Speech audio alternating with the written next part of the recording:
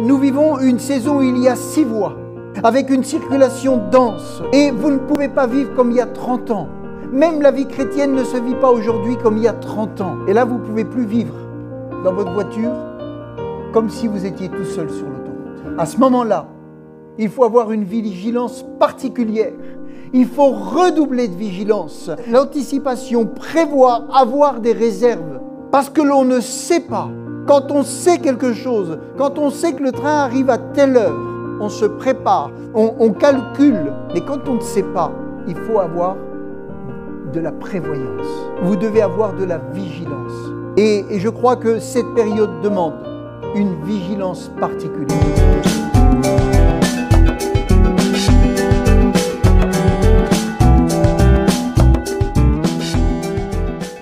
Soyez bien éveillés. Ça, c'est important. On va voir ce matin que certaines personnes étaient endormies, mais éveillées. Et d'autres étaient endormies, mais pas éveillées. Et c'est ce qui a fait la grande différence. Alors, je voudrais, c'est vrai, déjà accueillir ce matin, j'ai vu deux frères qui sont là, et voilà, qui ont été invités par une sœur, et on veut les accueillir vraiment, leur dire bienvenue déjà à Dole, parce qu'il n'y a pas longtemps qu'ils sont là, et puis bienvenue à ACP Jura, que le Seigneur les bénisse, voilà, ils peuvent se lever. J'ai déjà oublié leur prénom, ils me l'ont dit, voilà.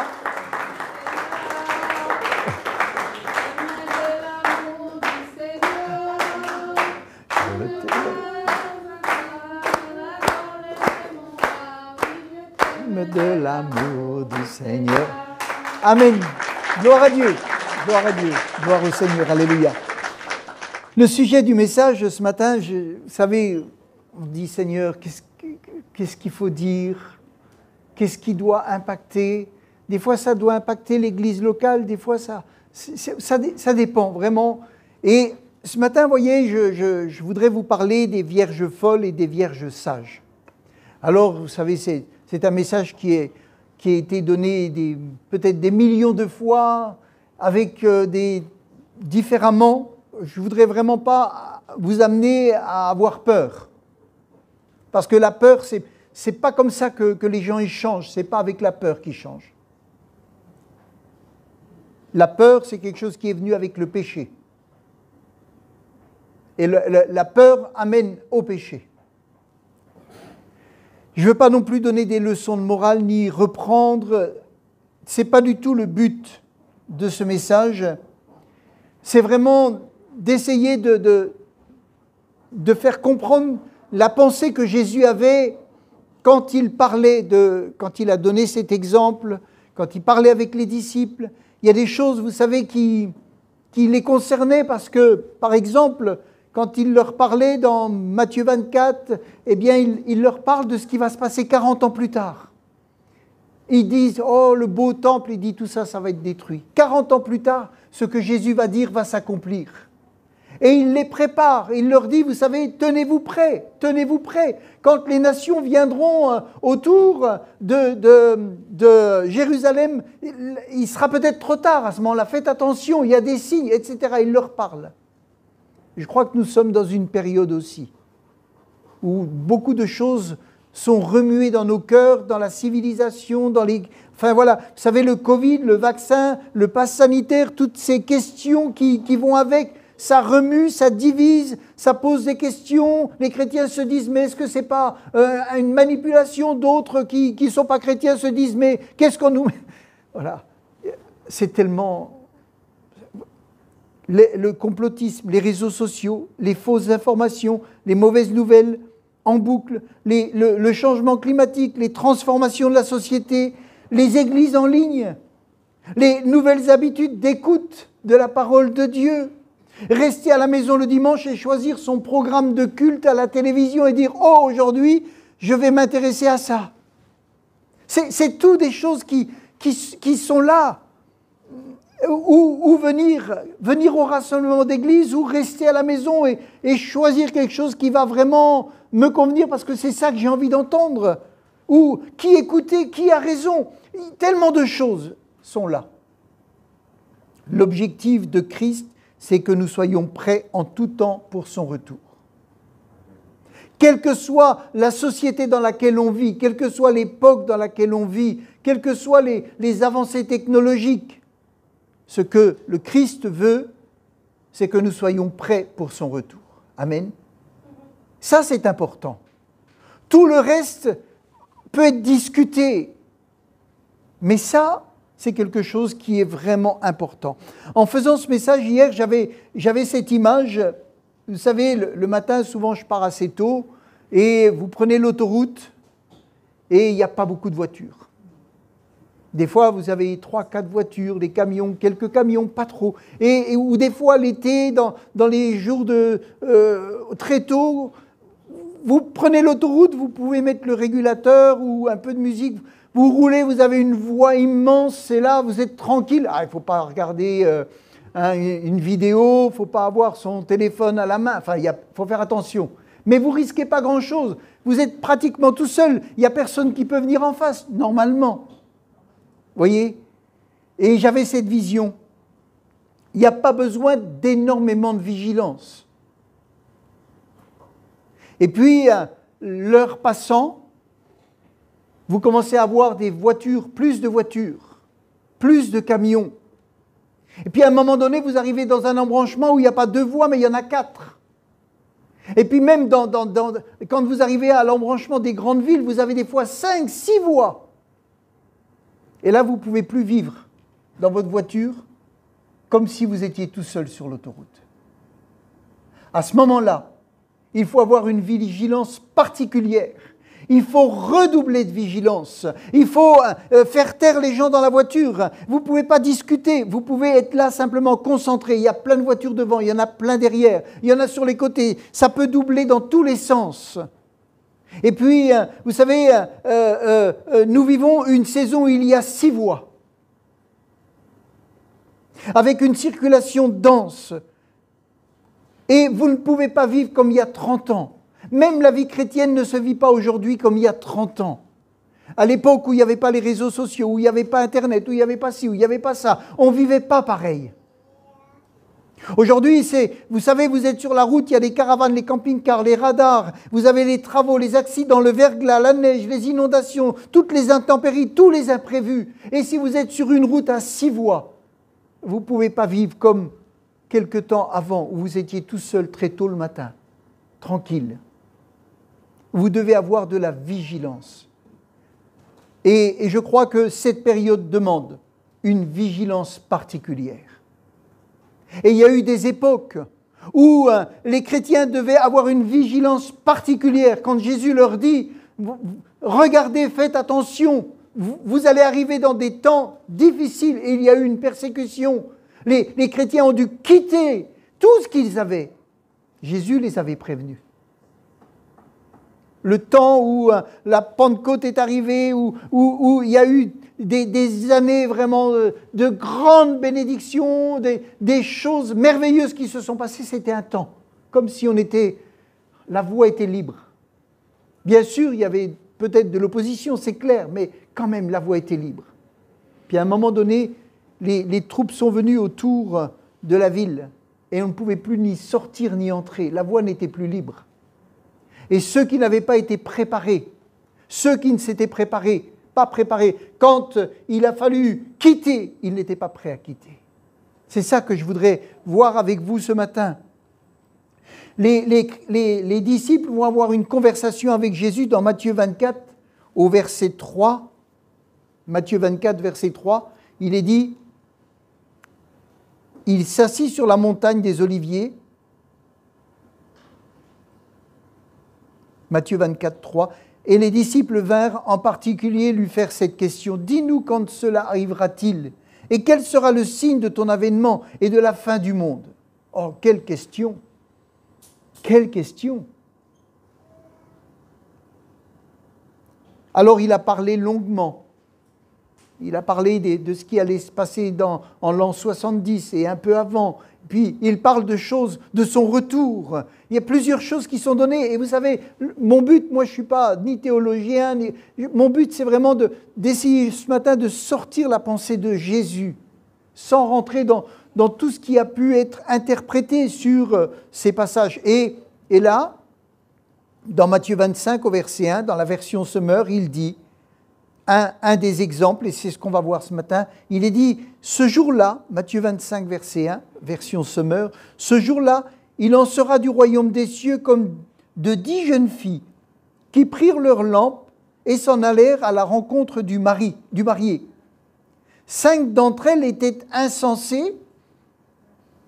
Ça veut dire elles n'ont pas senti ce qui se passait. Hein. Et puis 5 autres étaient avisées. Avisées, ça veut dire voir attentivement. Elles ont vu attentivement. Les jeunes filles insensées prirent leurs lampes sans penser à emporter de réserve d'huile. Mais celles qui étaient avisées prirent avec leurs lampes des flacons contenant de l'huile. Comme le marié se faisait attendre, elles s'assoupirent toutes et finirent par céder au sommeil. À minuit, un cri retentit « Voici l'époux, allez à sa rencontre !» Toutes les jeunes filles se levèrent, préparèrent leurs lampes. Alors les jeunes filles insensées s'adressèrent à celles qui étaient avisées. « Donnez-nous de votre huile, car nos lampes sont en train de s'éteindre. » Mais celles-ci leur répondirent « Non, il n'y en aurait pas assez pour nous et pour vous. Courez plutôt, vous en achetez chez le marchand. » Elles partirent en acheter. Pendant ce temps, le marié arriva. Celles qui étaient prêtes entrèrent avec lui dans la salle des noces et l'on ferma la porte. Plus tard, les autres jeunes filles arrivèrent à leur tour, mais elles eurent beau crier « Seigneur, Seigneur, ouvre-nous !» Il leur répondit « Vraiment, je vous l'assure, je ne sais pas qui vous êtes. » C'est pourquoi, ajouta Jésus, « Tenez-vous en éveil. Tenez-vous en éveil, car vous ne savez ni le jour ni l'heure de ma venue. » Ce passage, vous savez, il suscite énormément d'interprétations. Certains disent que les vierges sages sont remplies de l'esprit, les autres ne le sont pas. Qu'il y a des tièdes, qu'il y a les bouillants, qu'il y a les mondains, qu'il y a ceux qui sont très fidèles, ceux qui ne le sont pas. D'autres disent que les 5 premiers sont convertis, que les autres ne le sont pas. D'autres disent que ces 10 vierges représentent la totalité des disciples. Au début, elles ont toute la foi, elles attendent, puis petit à petit, elles baissent la garde. D'autres parlent de l'imprévoyance irresponsable de ces jeunes filles qui savaient qu'elles faisaient partie de la fête et qu'elles devaient éclairer avec leurs flambeaux jusqu'à ce que le mari aille retrouver son épouse. Dans le village, ils passaient avec des flambeaux et ils amenaient l'époux vers l'épouse. Les vierges folles, chrétiennes ou non chrétiennes, ça a amené des polémiques, ça amène des discussions. Une chose est sûre dans ce passage, c'est que Jésus s'adresse à tous ses disciples. Et j'aimerais, vous savez, vous dire une chose. Si l'époux n'avait pas tardé, reprenons cette parole, si l'époux n'avait pas tardé, parce qu'il est dit qu'il a tardé à venir. Donc elles avaient toutes dans leur flambeau, parce que c'était comme des torchons et elles mettaient de l'huile, il y avait assez. Mais comme l'époux a tardé, elles ont posé les flambeaux, elles se sont endormies et à minuit, il a dit « il arrive ». Mais si l'époux n'avait pas tardé, elles étaient toutes prêtes. On est d'accord? Elles étaient toutes prêtes. Mais comme il a tardé, celles qui n'avaient pas de provision étaient prêtes, mais les autres ne l'étaient pas. Si l'époux n'avait pas eu de retard, c'était bon. Le problème, c'est l'anticipation, prévoir, avoir des réserves. Parce que l'on ne sait pas. Quand on sait quelque chose, quand on sait que le train arrive à telle heure, on se prépare, on calcule. Mais quand on ne sait pas, il faut avoir de la prévoyance. Amen. Quand aujourd'hui vous partez sur la route, sur l'autoroute, vous devez prévoir un peu d'eau, vous devez prévoir un peu de nourriture, vous devez prévoir des gilets, surtout l'hiver, parce que vous vous retrouvez dans des bouchons, vous allez passer la nuit dans la voiture. Il y a des gens qui ont compris que c'est des choses qui peuvent arriver aujourd'hui, rapidement, avec les intempéries. Alors ils préparent. Et quand la panne ou le problème arrive, ils ont des réserves. Ils sont là, ils disent, bon, ok, on a des couvertures, et on va passer la nuit comme ça, on a un peu à manger pour les enfants, on a après quelques bouteilles d'eau, et on va passer la nuit, on va attendre. Et les autres, ils sont là. Et ils attendent et ils crient, pourquoi, ça va pas, c'est pas normal. Oui, c'est pas normal. C'était pas normal que l'époux arrive en retard. Mais en attendant, c'est ce qui s'est passé. C'est ce qui s'est passé. Certains vont dire Dieu pourvoira, c'est vrai, mais Dieu ne fait pas ce qu'il nous demande de faire. La Bible dit ici que celui qui ne travaille pas, qu'il ne mange pas. Ça veut dire que nous devons nous préparer avec ce que Dieu nous a donné comme parole.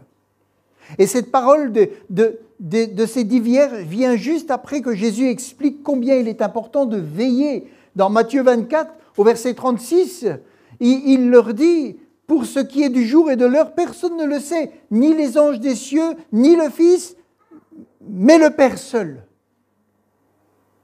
Il parle en même temps de la période de Noé. Les hommes mangeaient, buvaient, se mariaient leurs enfants jusqu'au jour où Noé entra dans l'arche. Et ils ne se doutèrent de rien, jusqu'à ce que le déluge vint les emporta tous. Il en sera de même à l'avènement du Fils de l'homme. Les gens vivaient et Noé construisait l'arche. Ça a duré, je crois, 120 ans. Ils voyaient, mais ils n'avaient pas anticipé, ils n'avaient pas compris, ils n'avaient pas écouté, ils n'avaient pas pris au sérieux peut-être le message que cet homme donnait. Et il dit, veillez donc puisque vous ne savez pas quel jour votre Seigneur viendra. Tenez-vous prêts, car le Fils de l'homme viendra à l'heure où vous n'y pensez pas. Et un dit, il donne l'exemple, il dit, mon maître tarde à venir. Alors comme il tarde, je baisse la garde. La Bible, Jésus veut nous enseigner qu'il faut apprendre à veiller. Apprendre à veiller. Apprendre à discerner les temps. Amen. Apprendre à reconnaître les pièges. Apprendre à se connaître. Apprendre à se connaître. Apprendre à résister. Apprendre à persévérer. Apprendre à se tenir prêt, même surtout en cas de retard. Les 10 vierges étaient prêtes. Elles avaient leur flambeau. Mais il y a eu quelque chose qui a mis en retard l'époux. Mais elles étaient prêtes. Apprendre à ne pas raisonner avec la sagesse humaine. Mon maître tarde à venir. Mais avec le Saint-Esprit qui nous avertit intérieurement.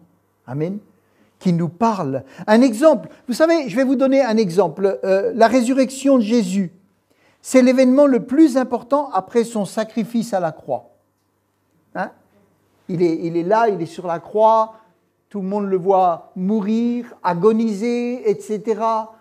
C'est l'événement le plus important. Vraiment, c'est ce qui était prévu avant et que Dieu va donner son Fils, etc. Mais l'autre événement qui vient juste après, c'est la résurrection. Amen. La résurrection, c'était l'événement le plus fabuleux, qui n'est jamais... La résurrection, elle a eu lieu qu'une fois. Tous ceux qui sont ressuscités entre-temps sont morts après, mais pas Jésus. Et l'apôtre Paul va donner un enseignement, 1 Corinthiens 15, verset 6, dans la version seconde. Merci, voilà. C'est la version seconde. Verset 3. Verset 3. Je vous ai enseigné avant tout, comme je l'avais aussi reçu, que Christ est mort pour nos péchés, selon les Écritures, qu'il a été enseveli, qu'il est ressuscité le 3e jour, selon les Écritures, et qu'il est apparu à Céphas puis au 12. Ensuite, écoutez bien, ensuite, il est apparu à plus de 500 frères à la fois. Il est apparu à plus de 500 frères à la fois. Dont la plupart sont encore en vie. Et dont quelques-uns sont morts. Ensuite, il est apparu à Jacques, puis à tous les apôtres. Plus de 500 frères à la fois. Combien étaient-ils dans la chambre haute? Combien étaient-ils dans la chambre haute? Vous avez des masques, mais vous pouvez quand même parler. Qui le sait à peu près? 120. 120. Où étaient les 380 qui manquent à la prière pour attendre la promesse? Où étaient-ils? Ça, c'est une question. Où étaient-ils? La résurrection, cet événement-là, au moment précis où ça s'est passé, mais c'est un tel bouleversement. Un tel bouleversement. Il a paru à 500 frères. Ce n'est pas à des étrangers qui ne connaissent pas, non, des gens. Non, non, des frères. Amen. Où étaient les 380 qui manquent à la prière à attendre la promesse? Ça fait 76% d'absents.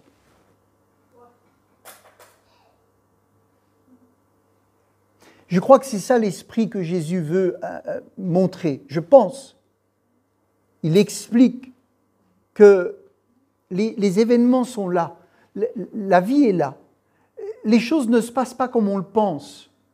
Je vais tranquille sur l'autoroute et d'un seul coup, moi ça m'est arrivé plusieurs fois, d'un seul coup vous êtes là, il y a 4 voies, vous arrivez sur Paris, il y a des voitures, c'est plein partout, ça circule.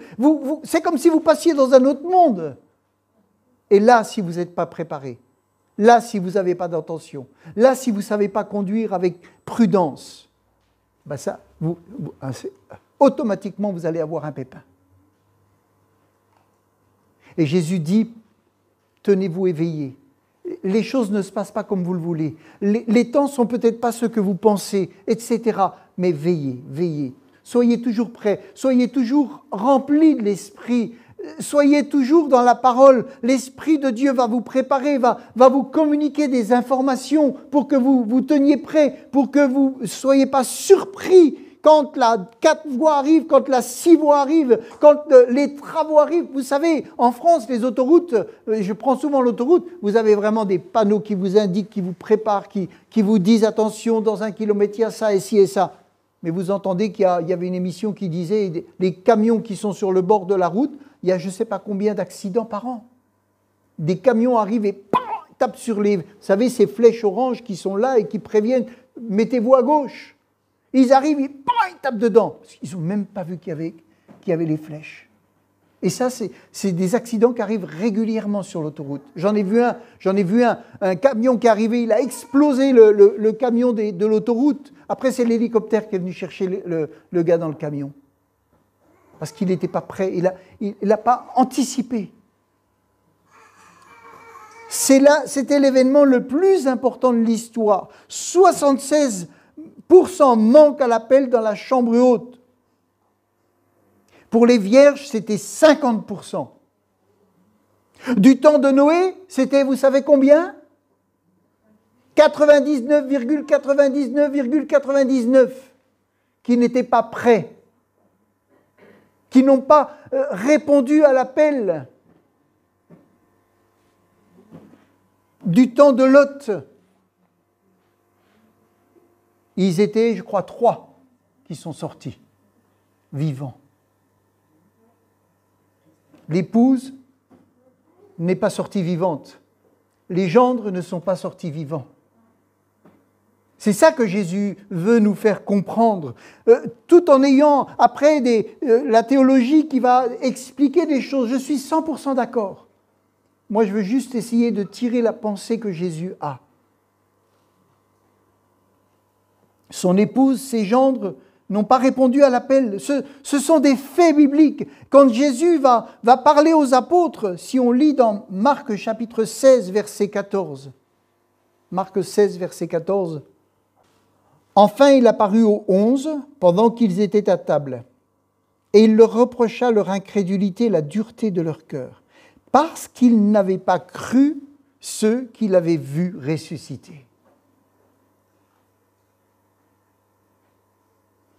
Parce que voir Jésus ressuscité changeait complètement les choses. Ce n'était pas le Jésus qui était venu comme roi et qui était vaincu. Non, c'était le Jésus qui était venu et qui a vaincu. Amen. Ça changeait tout. Les gens qui ne croient pas à la résurrection ne peuvent pas avoir d'espérance. Et ça changeait tout. Et Jésus leur reproche leur incrédulité et la dureté de leur cœur. Parce qu'il leur avait dit. Il leur avait dit qu'il allait ressusciter. Ils le savaient. Bien sûr qu'il y a des choses qui sont difficiles à croire. On vous dit que le Seigneur va revenir et que ceux qui sont prêts vont partir dans les nuées en un instant. D'accord, ok. La science ne nous dit pas ça. Hein. Mais pourtant, c'est ce que dit la parole de Dieu. Alors on peut le croire, on peut ne pas le croire, on peut en discuter, on peut faire ci, on peut faire ça, mais le jour où ça arrivera, est-ce qu'on est prêt, est-ce qu'on n'est pas prêt? Dans quel pourcentage on va se trouver? Vous savez, dans Philippiens, je dirais déjà, Philippiens 2,12, comme ça tu peux le chercher, nous sommes dans une période charnière où plusieurs chemins se présentent devant le chrétien et il faut garder l'équilibre. Certains vont dire, je prends un exemple qui n'a rien à voir, mais il faut vous faire vacciner, d'autres, il ne faut surtout pas, il faut ci, il faut ça. Jésus te dit, prépare ton âme, prépare ton cœur, prépare ta vie à mon retour. Ça, c'est d'une importance supérieure. Ça, c'est d'une importance supérieure. Le reste, que chacun fasse comme il le sent, c'est tout. Mais que ton cœur, que ton âme, que ta famille, que ceux qui sont sous ton toit soient prêts. Amen. Parce que cet événement-là, il est incontournable. L'huile, c'est le Saint-Esprit. Conserver les valeurs de la parole, les valeurs du rassemblement, les valeurs de l'Église. Dans Philippiens 2,12, il est dit « Mes chers amis, vous avez toujours été obéissants, faites donc fructifier votre salut. » Le salut, c'est par grâce que vous l'avez eu. Mais il faut le faire fructifier. Amen. Il faut le faire fructifier. Vous pouvez avoir reçu le billet de train gratuitement. Vous pouvez avoir tout ce qu'il faut pour aller à la gare et puis que le train arrive. Mais si vous n'êtes pas prêt, vous arrivez, le train est parti. Ce n'est pas que vous n'avez pas reçu le billet, vous n'êtes pas prêt. C'est tout. Vous n'êtes pas prêt. Fructifier votre salut, ça veut dire produire du fruit avec crainte et respect, non seulement quand je suis présent, mais bien plus maintenant que je suis absent. Enfin, il y aurait beaucoup de choses à dire. Mais je voudrais encore vous parler de ce qui s'est passé, la chute de Jérusalem. C'est dans Luc 21, verset 20. Luc 21, verset 20. Il est dit, quand vous verrez Jérusalem environnée d'armées, sachez alors que sa désolation est proche, alors que ceux qui sont en Judée s'enfuient dans les montagnes. Car il y aura une grande détresse sur le pays et de la colère contre ce peuple, et ils tomberont sous le tranchant de l'épée et seront menés captifs parmi toutes les nations. Quand Jésus dit ça à ses disciples qui sont assis à côté de lui et qui lui disent « Dis-nous quand ton avènement viendra. » Et il leur dit, Jésus enseigne cette parole 40 ans avant qu'elle ne se produise. Et il dit, il ne se passera pas une génération sans que ces choses n'arrivent. 40 ans, une quarantaine d'années. En 40 ans, vous savez, vous pouvez en vivre des choses. Mais quand même, les paroles sont dites. Et l'événement va se produire. En 70, le temple fut détruit. Et une persécution va commencer. Lorsque Jésus se présente aux Juifs avec toutes ces prophéties, en disant qu'il va être le Messie qui va souffrir,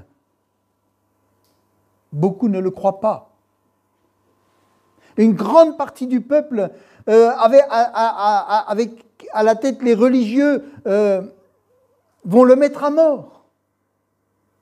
Ils ne croient pas à ces paroles-là. Et pourtant, il y a beaucoup malgré tout, de Juifs qui vont se convertir à Jésus. Et en l'an 66, une guerre terrible commence entre les Romains et les Juifs qui se sont soulevés contre leurs oppresseurs. En l'an 68, les Romains ont reconquis la plus grande partie du pays. Jérusalem, la capitale, reste encore aux mains des Juifs. Les Romains commencent à dresser leur camp militaire autour d'elle et les croyants constatent que la ville est entourée d'armées. Et là, ils ne peuvent plus sortir. Et tout ça, Jésus leur avait dit. Tout ça, ils ne savaient pas comment ça allait se passer, mais Jésus leur dit. Jésus leur explique. Et écoutez voir, quand on lit un peu ce qui s'est passé. Toutefois, un événement imprévu se produit à Rome. Néron, l'empereur romain, se suicide. Le général Vespasien, qui commande les troupes romaines en Judée, se rend à Rome. La guerre cesse pendant plusieurs mois, jusqu'à ce que Vespasien soit nommé empereur de Rome et que son fils Titus, gouverneur de Palestine, reprenne la guerre et commence le siège de Jérusalem. Et il est dit pendant cet arrêt des hostilités, les Juifs devenus chrétiens se souviennent des paroles du Seigneur, quittent Jérusalem et s'enfuient dans les montagnes.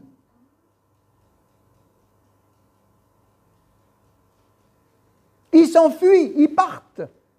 La guerre cesse pendant quelques mois, ils prennent leurs affaires et ils partent. Mais ceux qui n'étaient pas prêts, ils ne vont pas partir. Ceux qui ne croient pas, ils ne vont pas partir. Ceux qui sont attachés à leurs biens matériels, ils ne partiront pas, comme la femme de Lot.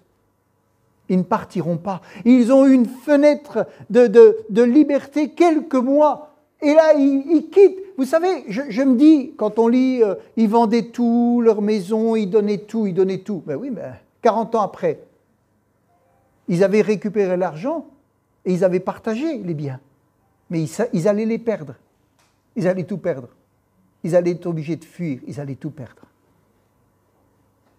Alors on comprend pourquoi l'Esprit de Dieu leur a parlé, les a encouragés. Et il est dit, bien leur en prend, car en 70, Titus s'empare de Jérusalem et détruit le temple. Plus d'1 million de Juifs sont tués et davantage encore vendus comme prisonniers ou dispersés dans le monde entier. La prophétie de Jésus s'accomplit à la lettre. Et la fenêtre qui a été ouverte pour que les chrétiens fuient, elle est courte. Mais tous ceux qui avaient l'esprit éclairé à ce moment-là, tous ceux qui avaient écouté attentivement les paroles de Jésus, ils vont fuir et ils vont sauver leur vie. Amen. C'est ça. C'est ça qui s'est passé. Et je crois qu'aujourd'hui, on est dans une période complexe. Et il faut qu'on soit vraiment attentif au Seigneur. Pas qu'on parte dans tous les sens. Il faut revenir à Jésus, revenir à la parole, revenir à cette simplicité de la parole, avoir un cœur avec Jésus. Amen. Et être lié vraiment, il faut que les chrétiens soient liés, qu'ils laissent tomber les babioles de ce qui n'est pas important et qu'ils soient liés. Amen. Parce que nous ne savons pas ce qui peut se passer dans les 5-10 ans à venir.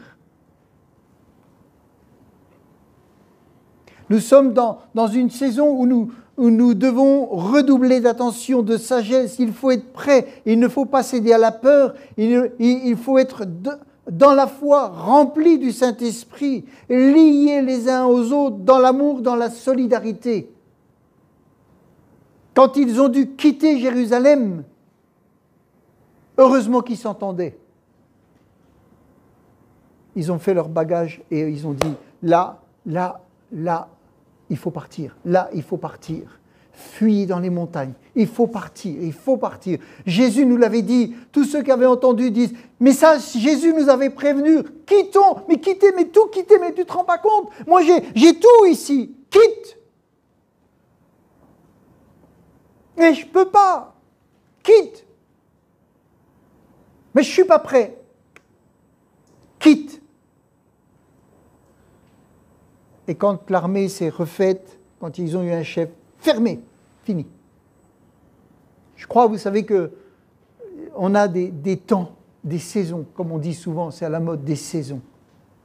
Et je crois qu'on est dans une saison où il faut veiller. On ne sait pas ce qui nous attend, mais on sait qu'il faut veiller, on le sent. On sent qu'il faut veiller. Je vous parlerai rapidement, vous savez, un autre événement qui s'est produit, qui a été très important, c'est la réforme protestante. Ça a été très important, qui a été amorcé au XVIe siècle. C'était la volonté d'un retour aux sources du christianisme. Revenir à la source du christianisme. Je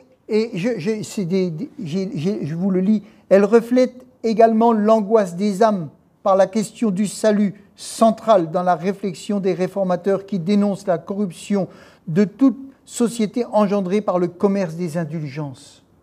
Tu achetais ton salut. Et il y a des prêtres catholiques, des hommes qui lisaient la Bible, qui disaient « mais ça va pas, ça va pas, ça va pas ». Il y a un problème là. Le salut, ça ne s'achète pas.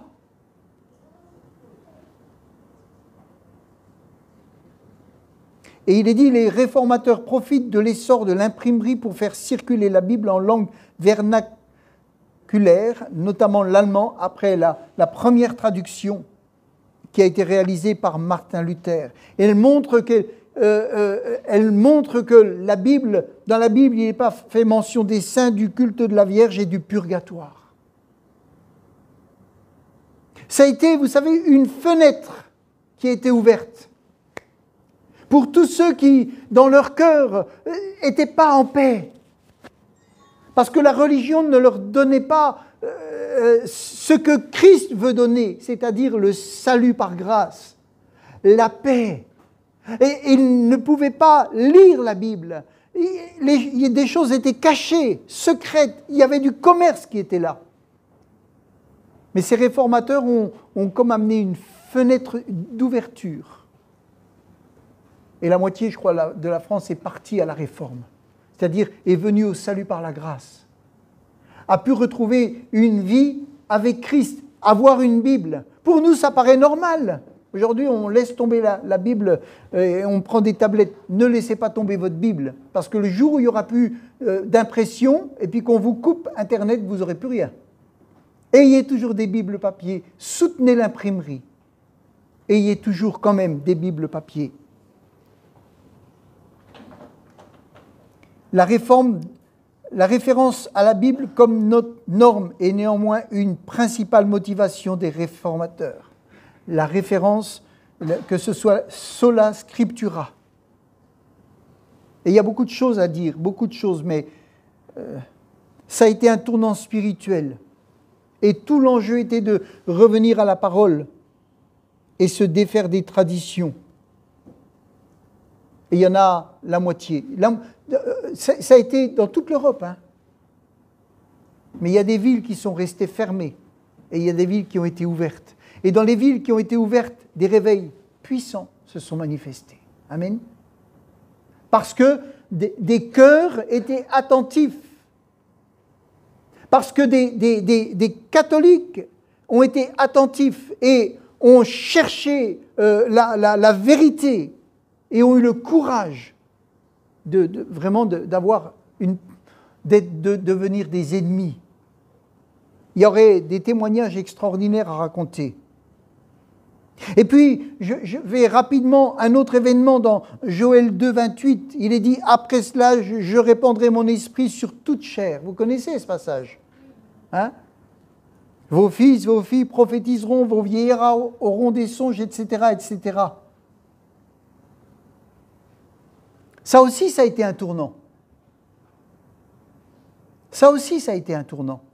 En 1904, une poignée de personnes noires et quelques blancs étaient assis sur des tonnelets de clous dans un atelier, j'arrive pas à tout bien lire, à moitié brûlé à Los Angeles et croyaient à Joël 2, 28. Ils parlaient en langue. Personne ne les prenait au sérieux.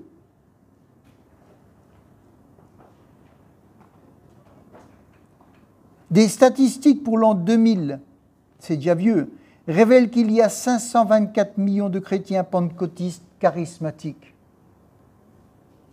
Ça, c'était en l'an 2000. Alors vous imaginez, 20 ans après. 524 millions de chrétiens pentecôtistes, sans compter les autres. Simplement parce que quelques hommes assis sur des tonneaux croyaient cette parole et cherchaient à recevoir ce qui était promis. Et ils priaient, ils parlaient en langue, et personne ne les prenait au sérieux. Mais de là, il y a peut-être 600, 700, peut-être millions maintenant de pentecôtistes dans le monde. Amen. Parce qu'ils ont cru, parce qu'ils ont persévéré, parce qu'ils étaient attentifs.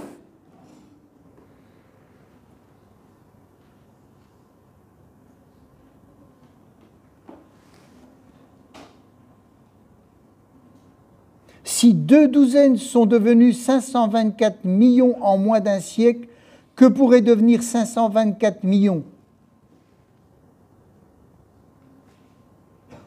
Que pourrait devenir 524 millions de pentecôtistes s'ils persévèrent, s'ils croient? Amen.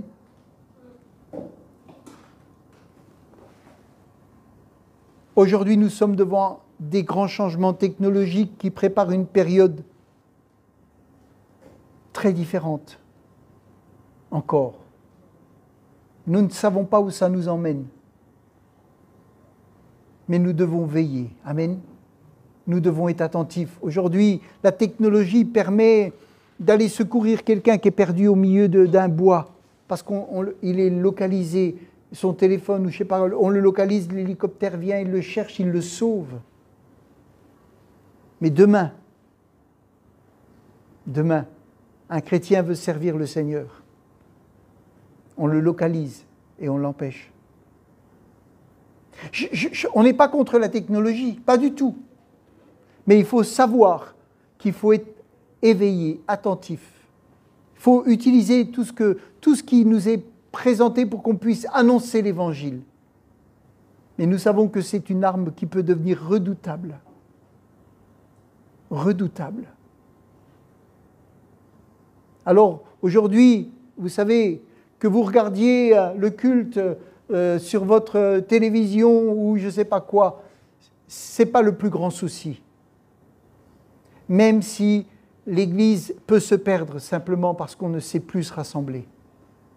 Alors que ça, c'est biblique. Je crois vraiment qu'il faut prendre garde aux paroles de Jésus. Les 10 vierges étaient prêtes. Mais comme il y a eu du retard, 5 n'avaient pas prévu. Et vous savez, il y a des choses qui sont en retard. Et dans ce retard, il faut être du bon côté. Amen. Dans ce retard, soyons tous du bon côté. Prévoyons une recharge d'huile, prévoyons d'être remplis, prévoyons d'être solidaires, prévoyons de pouvoir se contacter sans lieu de culte. Prévoyons des choses. Vous savez, il y a une formation leader en ce moment, ils disent, si quand tout va bien, vous ne prévoyez pas le moment où ça va baisser, vous êtes piégé. C'est-à-dire une église qui est en plein réveil, il faut qu'elle prévoie le moment où ça va décliner. Et si elle ne le fait pas, Elle arrive un moment, tout est par terre. Et c'est trop tard. On n'était pas prêt. La prévoyance. Jésus explique qu'il faut être prévoyant. Amen. Ça, c'est quelque chose qui est vraiment important. Ça, c'est quelque chose qui est vraiment important. Et ça s'apprend. Ça s'apprend. Alors, apprenons de notre Seigneur. Amen. Apprenons de la parole. Apprenons des frères et sœurs qui sont plus avancés que nous peut-être, ou qui ont une vigilance dans certains domaines que nous n'avons pas. Apprenons les uns des autres. Le pourcentage, vous savez, il était effrayant. Il était effrayant. Hein. On a vu des pourcentages effrayants. Quand Jésus se présente, tout le monde aurait dû dire « Mais c'est extraordinaire ! On va tous être dans la chambre haute. Il y a une promesse, le Saint-Esprit va venir. » 120. Et ils auraient pu être plus. Et ce n'est pas le lieu qui était trop petit. Parce que toutes les réunions que Jésus a fait, il en a fait énormément dehors. Mais c'est surtout, on ne comprend pas. On ne saisit pas le message. Et là, demandons au Seigneur, demandons à l'Esprit de Dieu de nous aider à saisir les temps dans lesquels nous sommes. Parce que si vous vous trouvez dans une petite route et d'un seul coup vous vous trouvez dans une circulation intense, si vous n'êtes pas prêt, vous risquez l'accident. Amen. Tenons-nous prêts. Tenons-nous prêts. Tout peut être bouleversé aujourd'hui. Vous le savez, la politique change, la géopolitique, tout ça. D'un seul coup, les choses peuvent changer. D'un seul coup, on peut vous pondre une loi. Soyons prêts. Amen. Je vais m'arrêter là. Soyons prêts. Soyons vigilants. Ayons une église locale. C'est important pour nous, pour nos enfants, pour l'avenir, pour les gens qui ont besoin. Amen. Merci Éternel.